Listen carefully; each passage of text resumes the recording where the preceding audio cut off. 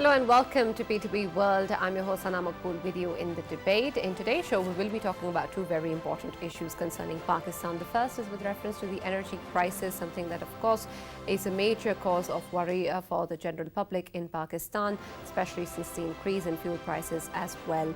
We, of course, understand that the situation right now on the economic front is quite challenging for Pakistan, and we have had to have quite tough decisions and calls to be made for the IMF bailout program as well.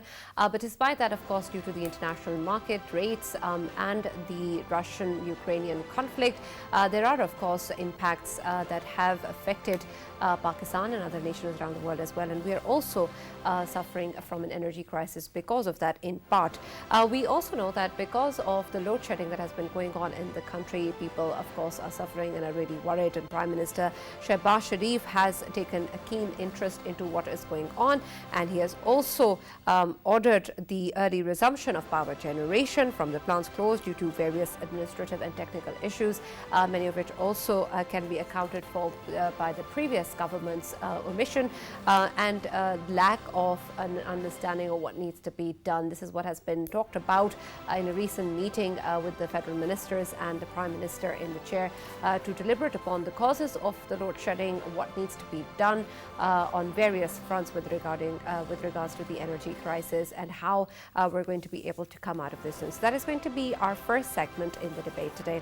Our second segment is going to take a look at the talks between the banned Tehreek-e-Taliban Pakistan and, of course, Pakistan, something which is, of course, a matter of concern for Pakistan for quite a while now. And since the US withdrawal last year, we've seen that Pakistan, of course, has hoped that the Taliban regime currently in power in Afghanistan would be able to help on that front. However, we've seen that unfortunately, there hasn't been any real progress in terms of the talks, and we've also seen a spike in the terrorist activities in Pakistan. Now, a parliamentary committee has authorized the military leadership to hold talks with the outlawed Tehreek-e-Taliban Pakistan, and we're going to be talking about that in further detail. How exactly is that framework going to be developed? What sort of talks are going to be held? Because, of course, the merger of FATA remains a key issue, which, of course, the Interior Minister has ruled out. So we're going to be taking a look at that in further detail in the show. For this and more, as always, I've been joined in the studios by Farrukh Pitafi and Raja Faisal. And for our first segment in the debate today, we've been joined by a very special guest. We've been joined by the Federal Minister of Power, Engineer Khurram Dastagir Khan. Thank you very much for joining us, sir, and being a part of the debate. I welcome you to the show. Thank you very much. Let me first begin by getting an understanding of the kind of issues that have been discussed in the recent meeting. We understand that Prime Minister Shehbaz Sharif is personally really involved in the current energy crisis, and he's talked about how there needs to be urgent and early actions with regards to power generation so as to come out of this energy crisis. And of course, this meeting also overlooked various reasons as to why we're here and what needs to be done to move on from this. Can you give us a general idea of the key issues on the energy front that Pakistan is confronting right now, and what sort of causes are there due to which we are here?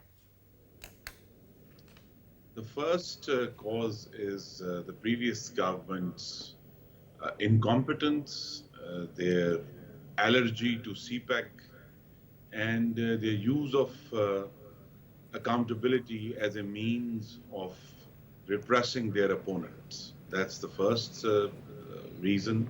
The second is the unprecedented heat wave that Pakistan has been experiencing since mid-April, and that has led to a record high demand of electricity. On 30th of June, Pakistan crossed a new red line of energy demand, which was above 30,000 megawatts on that day.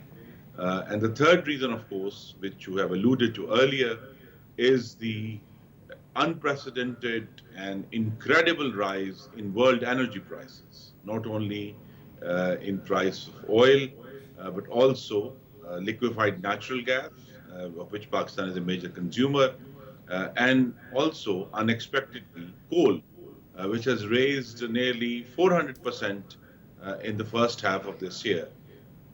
Now, coal, RLNG, and oil are the principal inputs for our energy production, in addition to the hydel production that we have. So there is an incredible rise in price of generating electricity. That's one. The second, of course, is that this incredible demand that we have seen in the last week or so has put paid to the totally unjustified assertion that Pakistan somehow suffers from too much electricity and we have too much of it. And the fact is that we have calculated very seriously, and we reported this morning to the cabinet also, that Pakistan sees an actual feasible electricity generation capacity is 25,000 megawatts, and we are faced with a demand of 30,000 megawatts.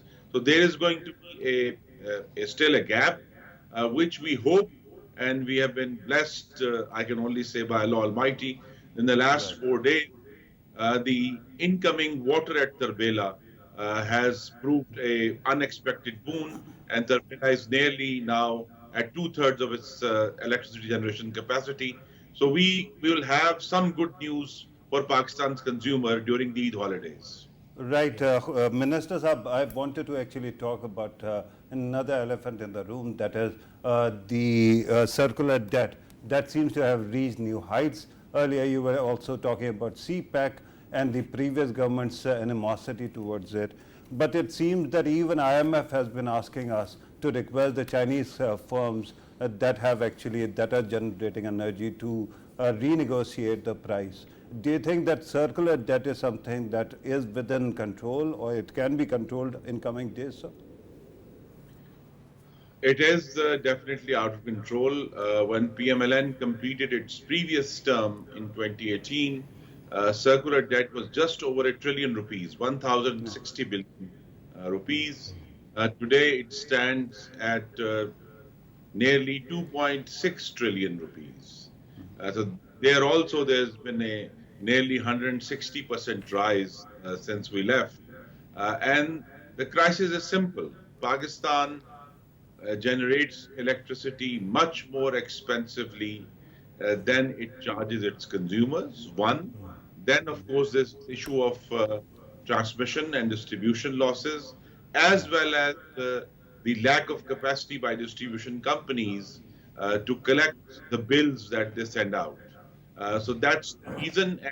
So we have to work on all three fronts, improving the billing percentage of our distribution companies, as well as making sure that although it is very painful for my fellow Pakistani brothers and sisters, is that we charge the consumer, well, not all of it, but at least nearly the amount that we generate.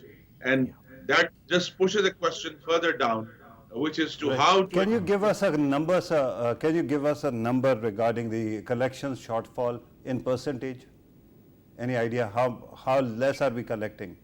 When we left, the bills collected by distribution companies were at 94% recovery. They are now less than 90%, somewhere 88.8% recovery. So there has been a big drop. I mean, every percent is many hundreds of billions. So it's a serious issue. And but again, I want to also emphasize that we have to find ways to generate cheap electricity that is affordable to Pakistanis. And that is why the government's now stated policy is that every new electricity generation that Pakistan is going to put up from now on will be based upon domestically sourced fuels. So there are five. First is, of course, charcoal. Second is hydro. Third is solar. Fourth is wind. And fifth is nuclear. So we are now on 2022 onwards. Only these five sources will be used to generate electricity, new generation in Pakistan. All right. Exactly, sir. Minister Saab, if we talk about the consumption, obviously after domestic consumption, very important consumption of the power, obviously it is the industrial one, and obviously I know that you hail from a constituency that is an industrial constituency as well. There is a lot to do from Gujranwala.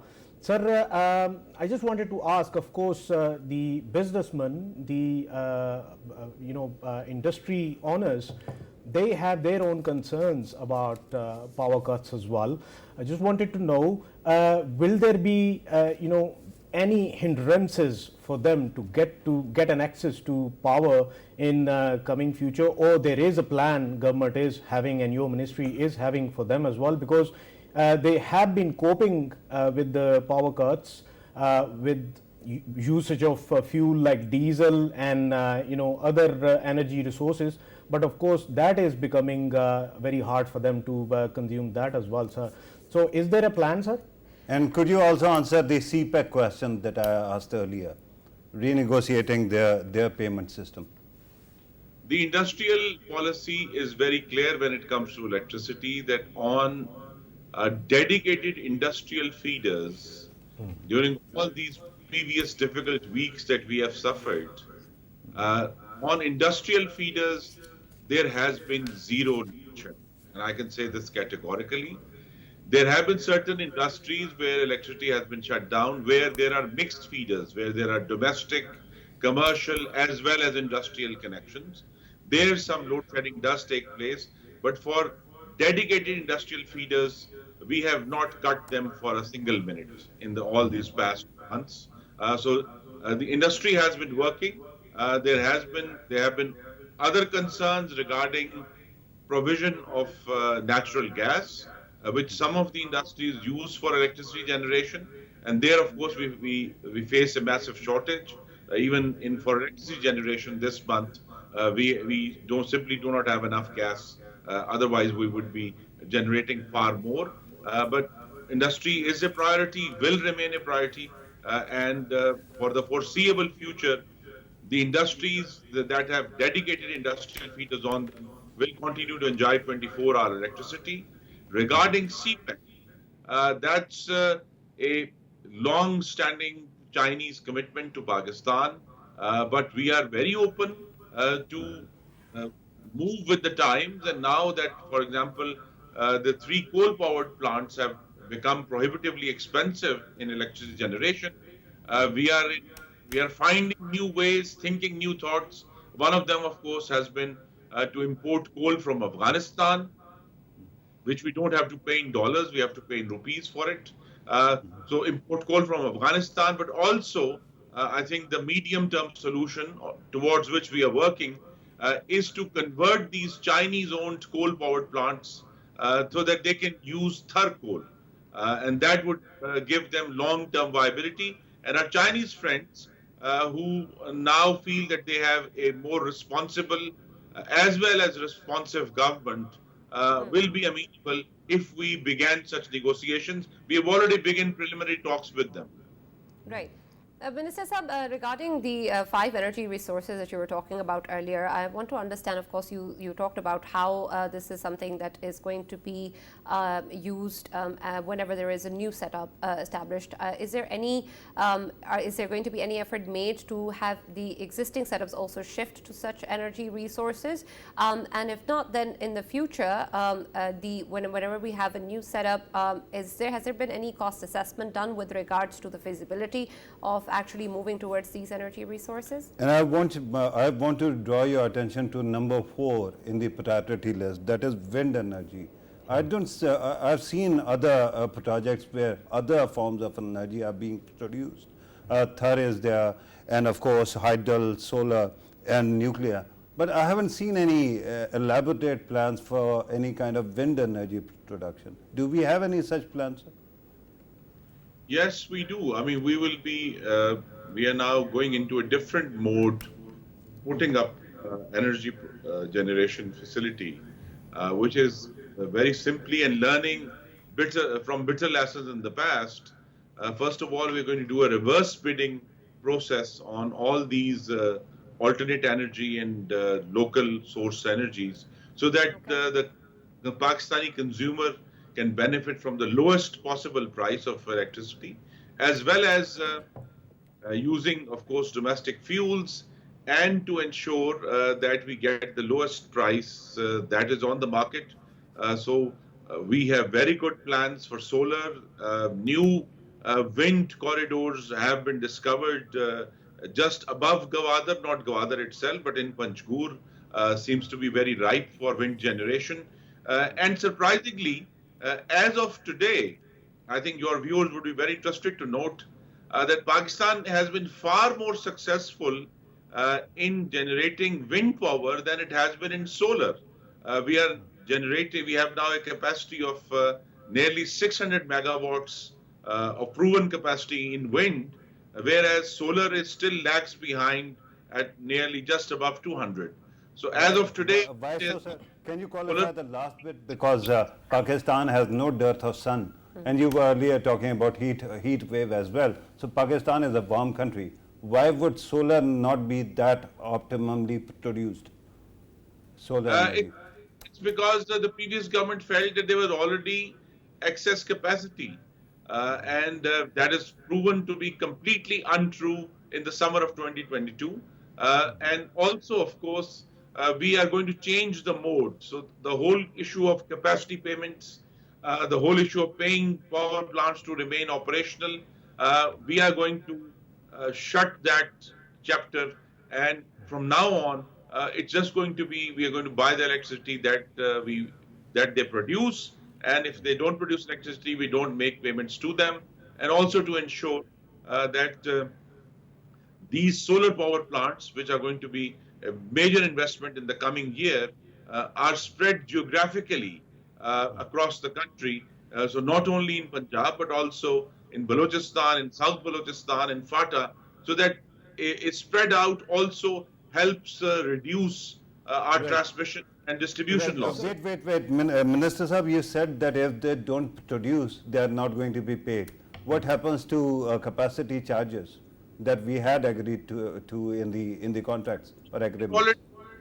Is a legal morass that we have inherited, mainly first in the original 1994 policy, and of course in the 2013 policy, when Pakistan was totally starved of energy investment, and we had to begin the whole process again. For the first time, Pakistan put up coal-powered plants. It put up new solar power plants. Pakistan put up its first RLNG plants.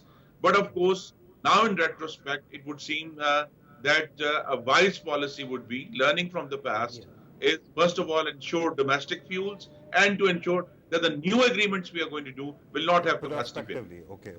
Minister Saab, talking about the multi-purpose, energy project. If we talk about solar energy, and if we take the example of our eastern neighbor India, they have introduced a source of, project in Indian Punjab, where what they have done is that they have implanted, solar energy resource on top of their canals. It not only gives them or provides them with the solar energy, but it protects their waters as well. Do we have any plans for the future, sir, near future? Sir, of course, canals would be a priority, but it depends upon where the private sector wishes to put up the solar power plants.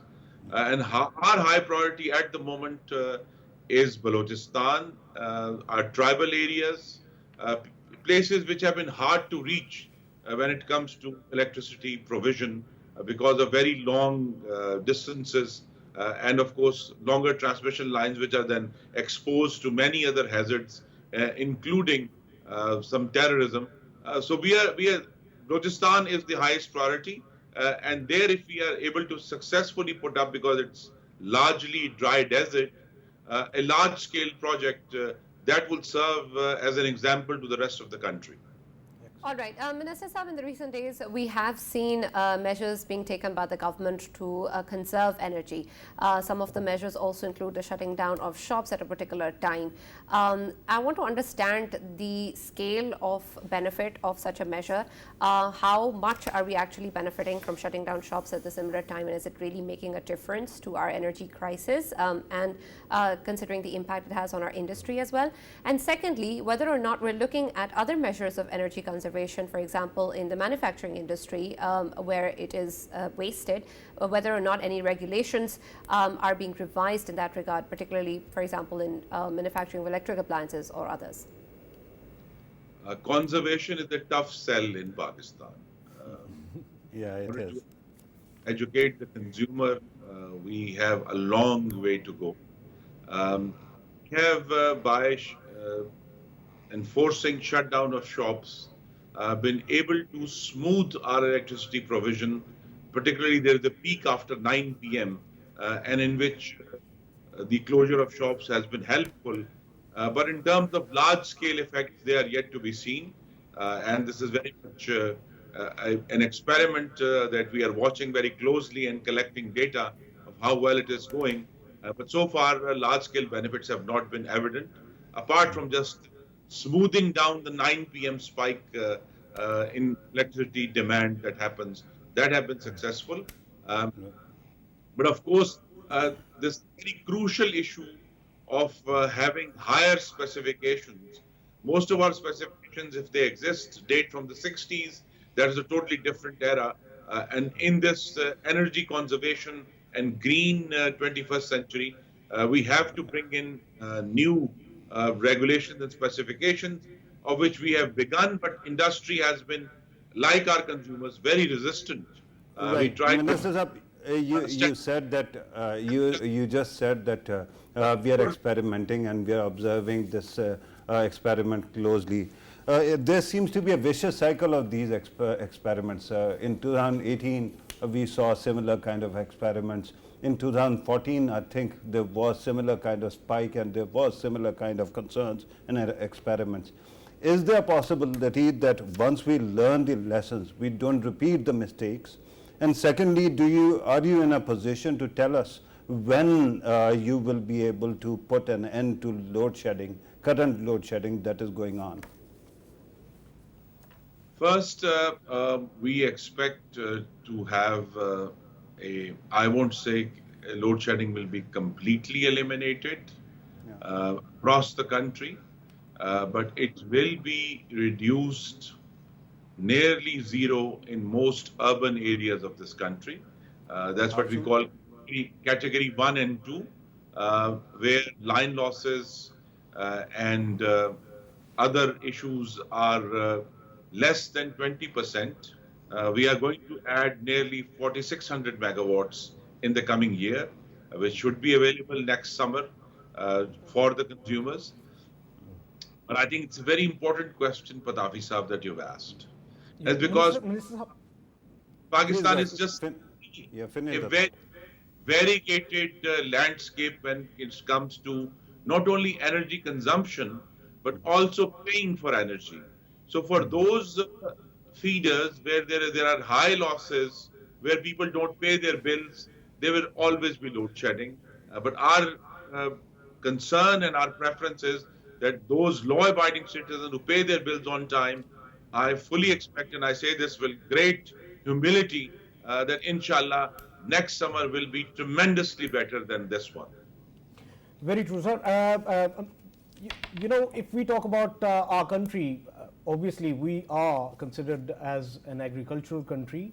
I just wanted to ask, will there be any subsidies for the farmers, especially who are in the business of dairy farms in their villages, plus of course they have their crops as well, and for tube wells and each and everything they require energy, and we know that currently of course they are switching themselves to solar source of energy as well.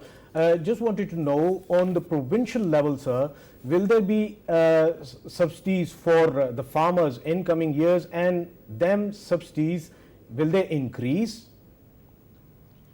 First of all, despite the huge rise in prices of fuel, we are going to, inshallah, protect our lifeline consumers, which we define as any consumer whose average bill in the last 6 months was not above 100 units. The people who stay below 100 units will not see any price rises, and they will be protected. People with 1 to 200 will also be 200 units consumption will also be protected on a very deep scale through subsidies from the government. Um, as for farmers, this thing is we are debating it right now, how much subsidy to offer them on putting up solar powered plants wherever they are operating.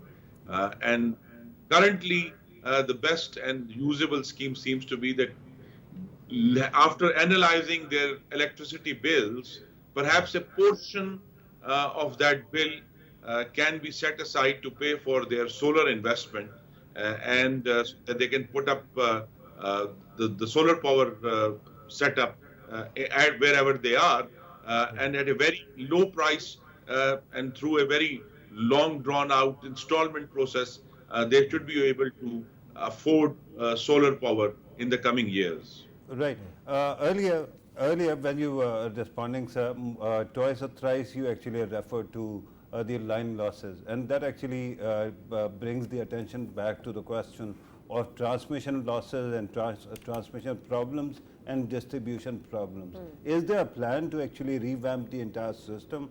And with due respect, earlier when you were saying that by the next year, you will be able to put an end to load shedding, or almost end to load shedding. The question is, do you have that kind of time? Yeah. Because this government says that it is in power for 14 months. We don't have time, but at least we can lay the foundations for our successors to not only make decisions based upon real data. We are working very hard to improve the integrity of our data, but also to introduce certain reforms which we expect will be difficult to overturn in the coming years.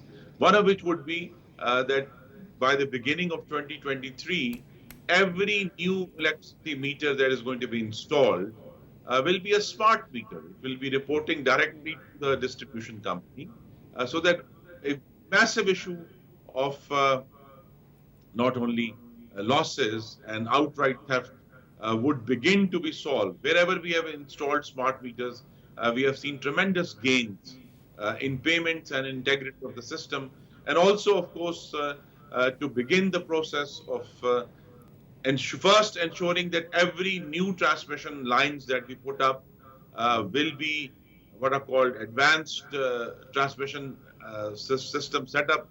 There are certain kind of wires that are now in use, which also relay data back to the distribution system, so that we begin to put in new infrastructure, and then by a schedule start replacing the old one. In, I would say, in 5 years' time or 7 years' time, we should be able to thoroughly modernize our whole transmission and distribution structure. Right. Minister Sahab, earlier, since we are talking about everything, that every moving part of energy generation and distribution, you have talked about, energy generation in the private sector. That is one sector where private competition is there. Then there is, thanks to the Karachi's example, we have distribution competition as well, but not so much in transmission. Do you think that about time that we open the entire sector to the investment and the private competition? That way, perhaps things will be more efficient and there will be less line losses. No, I agree completely. I mean, we have to go through a massive liberalization and privatization program, but Karachi Electric is a difficult lesson to learn, in which it is. We have to realize that when it comes to Karachi Electric, we have to think very hard about the bitter lessons learned from there and trying to apply them to other distribution companies, how successful that experiment has been, and what is the relationship between Karachi Electric and the rest of the country. So these are very thorny issues, but ideal that we are working towards is that any energy consumer should be able to make his or her own deal with the energy supplier, and they just pay the distribution companies or the transmission companies what is called a wheel charge, and I buy electricity from whoever I choose. Absolutely. One lesson regarding Karachi would be that when you privatize, you don't actually transfer monopolies to the private sector, but actually create competition in that sector as well. In Karachi, you have only one company. Earlier, it was only government of Pakistan that was doing it. Perhaps if there were two companies, I could have gone to another one and gotten a better connection. Is it not true, sir? Well, it is true, but in technical jargon, the last mile infrastructure, the wires that are coming into our houses, is notoriously prone to monopolization and very difficult to find companies who are willing to compete in the last mile infrastructure to our houses. But that we are very much open to that idea, and it's still on the table. Right. Minister Saab, we only have time for one more question. So I'm going to ask about something that you were earlier talking about, the smart meters and their installation. This, of course, points also towards the larger urban planning that is required in terms of energy conservation, perhaps more sustainable infrastructure as well. Can we actually have that in the newer infrastructure that we're developing, which is more sustainable in terms of both electricity and water conservation, perhaps also having a prerequisite of using alternative sources of energy as part of housing societies, or we could also perhaps move towards models where rainwater is used and other such measures are taken, also extending that to the corporate sector and new businesses that are coming in. Can that be put in place, or is there any work done in that regard to ensure that we don't have an urban center or an infrastructure which is basically wasteful? Well, the advanced meters are essentially information relaying modules. So a meter reader doesn't have to come to your house, just the distribution companies reads your meter from its data center and sends you the bill. It has many other benefits also in terms of efficiency. But the larger issue of conservation, as I said, Pakistani consumers and the society as a whole has a long way to go to be educated about that. Yes, we can require new housing societies to have their own solar power, or new large apartment complexes require them to have their own solar energy so that they're not reliant on the system itself. But there is a fundamental knot that is yet to be untied, which is that there's a massive difference in our summer and winter demand. And we saw it very strangely just this past June, when on the 20th or 21st of June, there was this spell of rain and temperatures plummeted. And suddenly our demand went down to less than 18,000. And lo and behold, 10 days later, it was up to 30,000.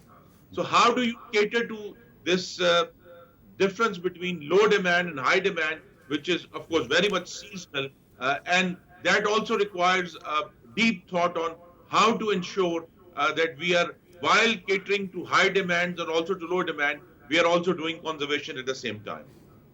Right. Thank you very much, Minister Quram Dastagir Khan, for taking the time out and being part of the debate. We have high hopes from your ministry, and we hope that Pakistan gets to get some relief from this energy crisis sooner rather than later. Thank you very much.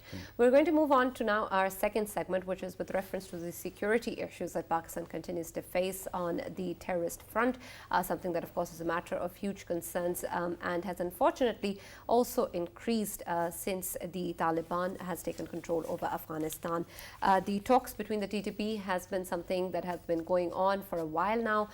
There have been some sort of progress, and then we've also taken steps back because of the kind of decisions and actions that has been done by the TTP. So we're going to try and explore moving forward what sort of impact is the talks really going to have, and whether or not we can actually come to a conclusion because, of course, the issue of FATA merger remains there. For this, we've been joined by Brigadier Retired Mr. Rashid Wali Janjua, Director Research, IPRI. He's joined us online. Thank you very much.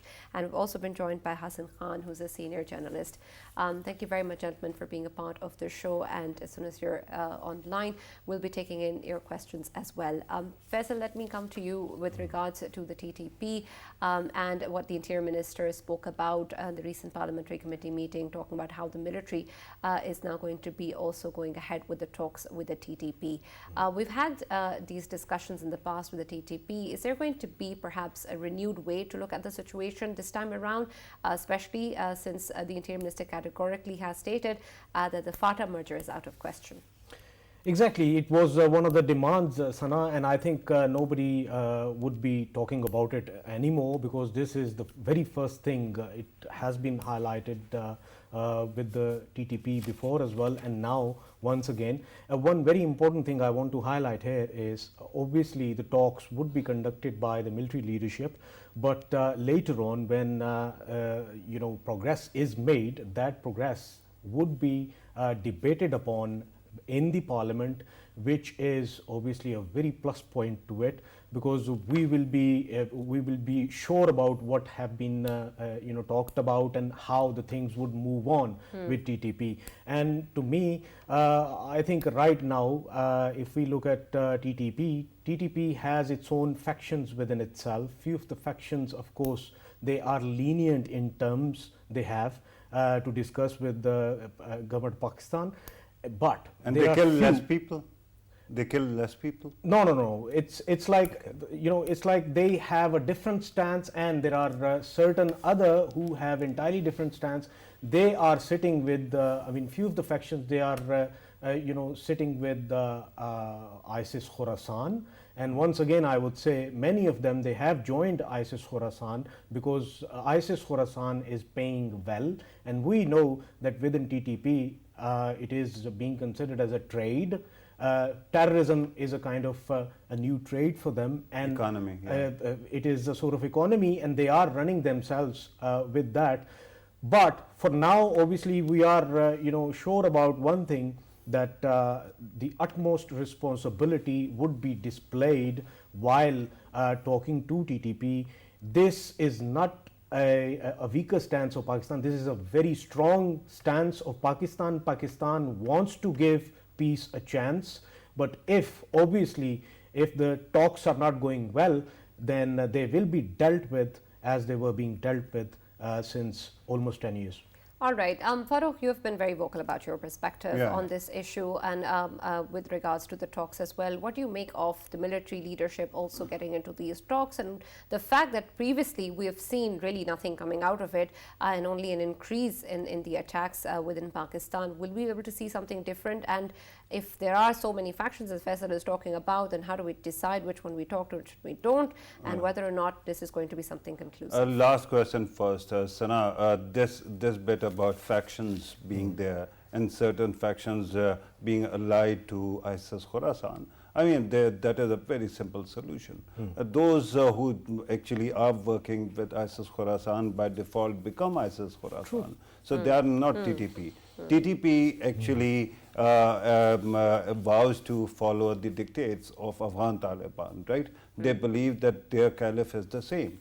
So that must be very clear in our mind who is who. Okay. Regarding seventh or eighth time lucky, it reminds me of that comic strip that I keep on talking about.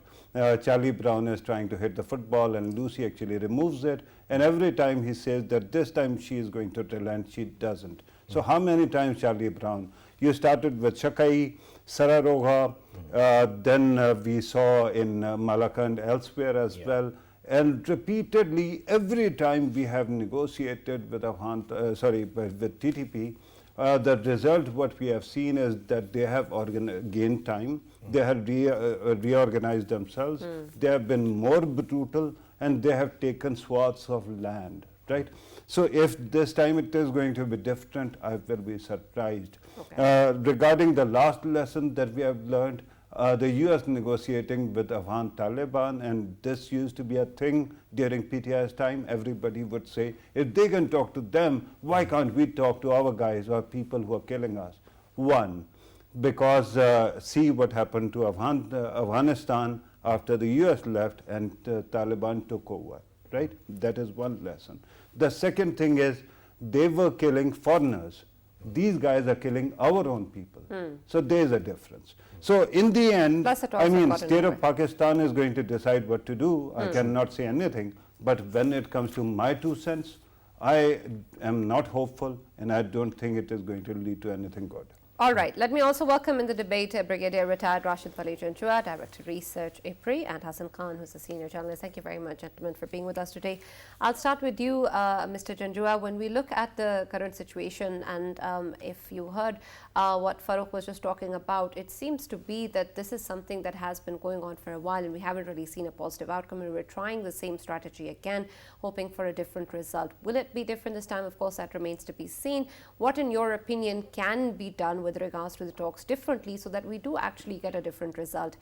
There are, of course, statements coming out that no extra constitutional concessions are going to be made. The FATA merger is out of question, but that seems to be the main point where talks are stalled at the moment. So if we're not going to be able to do that, can we really expect a positive outcome from these talks?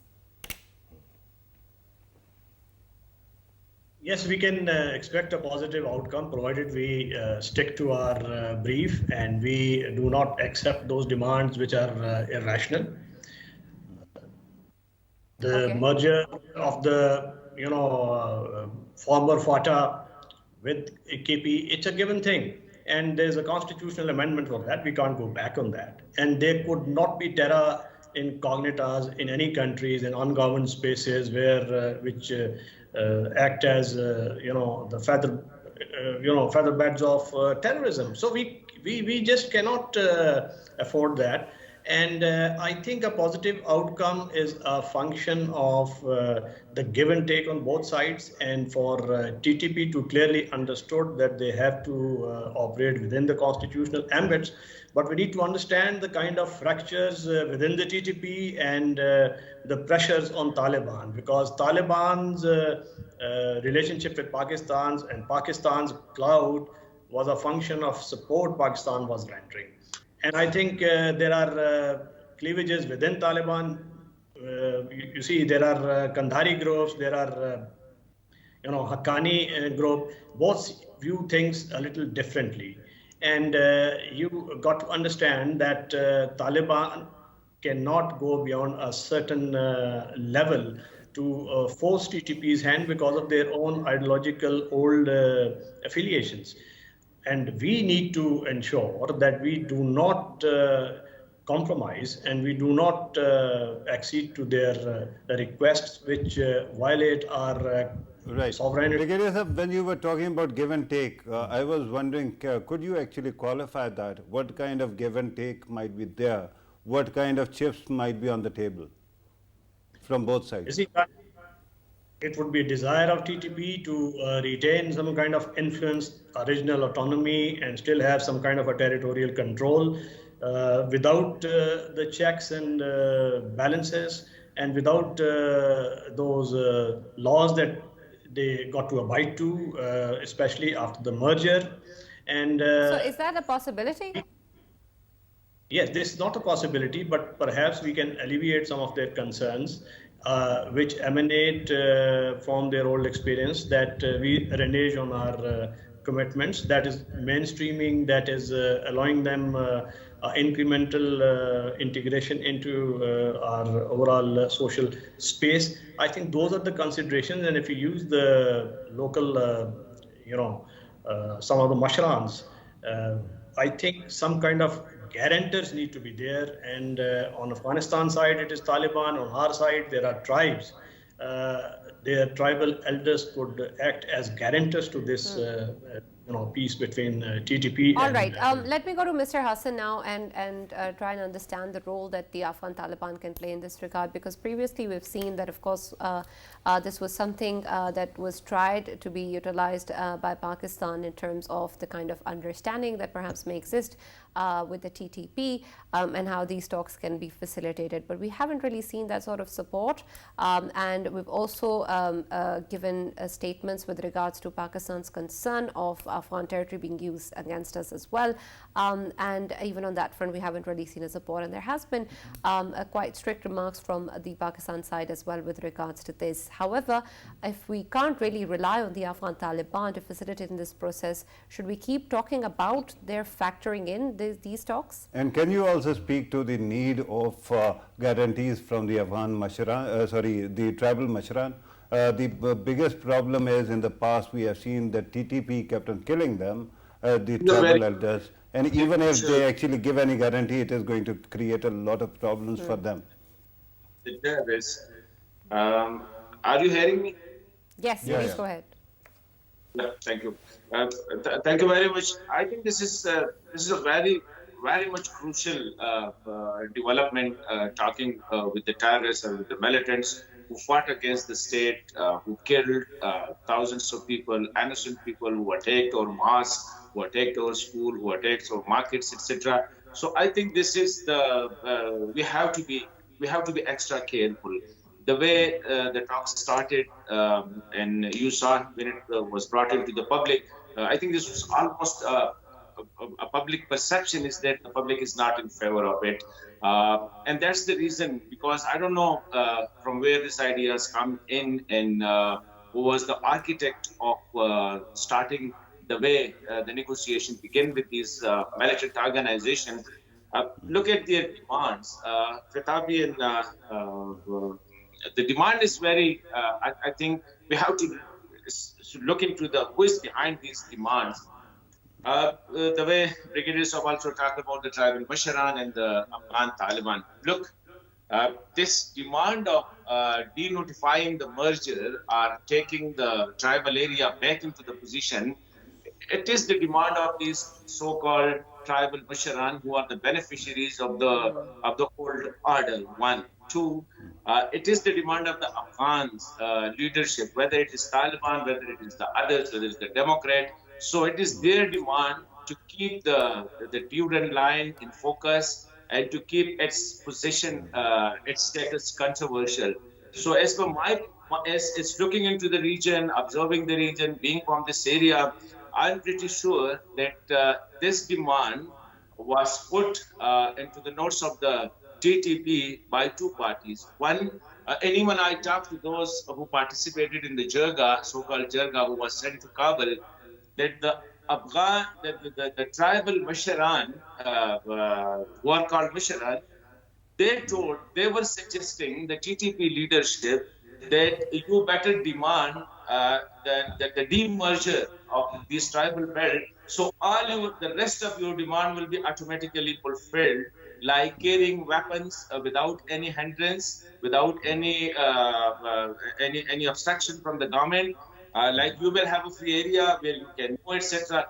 And this is also a demand of the Afghan Taliban in a way. So they are not saying it, but in a way it is their demand, because when the Taliban took over in Afghanistan, the first thing they do, they started demolishing the parts of the what we call it the barrier or the fence. So they started demolishing it and took this issue with the Pakistani government that no more erection of this fence along the border. We will take care of your concern. So it was the Taliban demand. So I think we Pakistani need to be very careful while negotiating with these militant. Right. Thank you very much, Mr. Hassan. Unfortunately, that's all we have time for. And thank you very much, Brigadier Rashid Wali Janjua, for joining us and being a part of the debate. We only had time for a short talk on the issue, but it's an important one, and we really hope that we're able to get something out of these talks as well, and not merely talks for the sake of talks, and that we actually have some serious strategy in place to deal with this particular issue. That's all from the debate. We'll see you tomorrow.